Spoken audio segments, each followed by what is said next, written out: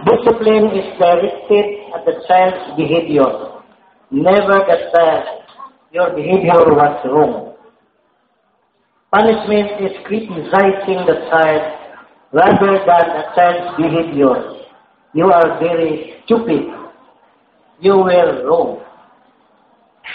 So, that is the relation and contradiction between discipline and punishment.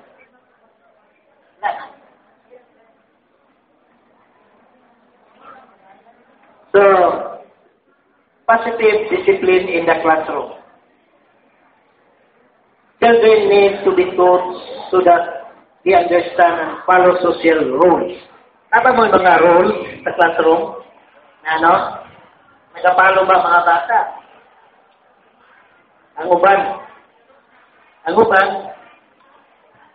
ito nagpapaslong. Membro siguro ito sa EDHD. Or, there is something wrong, no? Kung ang mga bata di madala, so, challenge na ninyo mga teachers. Bakit na problema ang bata? So, kinanglan, evaluate ninyo ang bata. Kung naboy bata nga di madala sa kabatlong, lagi na problema bata. Wala kabalo kasi environmental factor, nag-siyapo ba na siya, nag-rugby, or ang iyang parents, kanang naghiwalay yan no?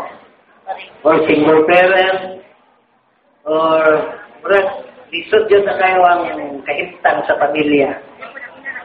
Kanya, ang bata, wala interest. Kanya, lumikan kay wala nobody cares for him or her. Kanya, kamu po, dili mo nag-care sa'ya, ada samot na. So, kung na'y bata na na-encounter ninyo nga medyo patungon, I suggest nga they need your intervention. Kinanglan ni kuha nila ninyo. I-counsel ninyo ang bata ba? Recognize ba? So, na'y mga imunala nga kay.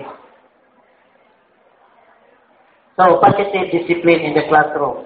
Children need to be taught so that they understand and follow social rules. So before I end,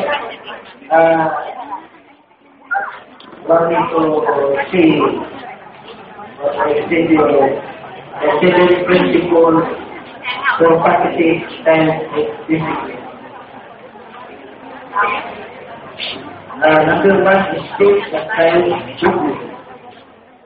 So, sino ang ginagawa ko? Dinigay, ang bata online dito sa picture. Pero ang leaders na ito na ito ang ilang, right? Kaya problema, wala na ako na ito iba kasi balo, pagkako, atong pagkakulong. Bigyan pa mo. Pimp man ko pimp.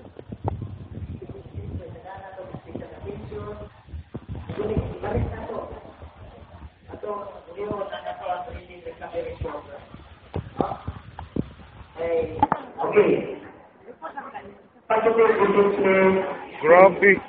Sino mo report Mana? Pinangayo na ako ni.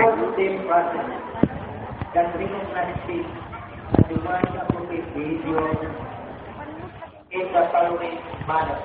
So there are four positive disciplines. One, the appropriate behavior is described. Everyone, why? We are going to start our mathematics lesson, and everyone is listen, listen.